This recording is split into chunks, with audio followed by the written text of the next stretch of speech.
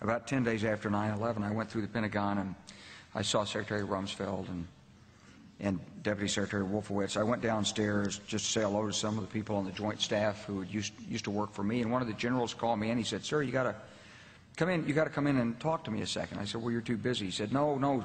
He says, "We've made the decision. We're going to war with Iraq." This was on or about the 20th of September. I said, "We're going to war with Iraq. Why?"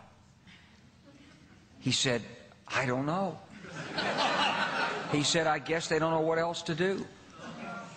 So I said, "Well, did they find some information connecting Saddam to Al-Qaeda?" He said, No. He says, "There's nothing new that way. They've just made the decision to go to war with Iraq."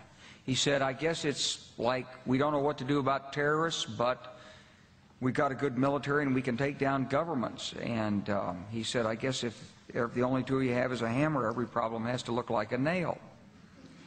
So I came back to see him a few weeks later, and by that time we were bombing in Afghanistan. I said, "Are we still going to war with Iraq?" And he said, "Oh, it's worse than that." He said, he reached over on his desk, he picked up a piece of paper, and he said, I just got this down from upstairs," meaning the Secretary of Defense's office today, and he said, "This is a memo that describes how we're going to take out 7 countries in 5 years, starting with Iraq and then Syria, Lebanon, Libya, Somalia, Sudan, and finishing off Iran." The truth is about the Middle East is, had there been no oil there, it would be like Africa.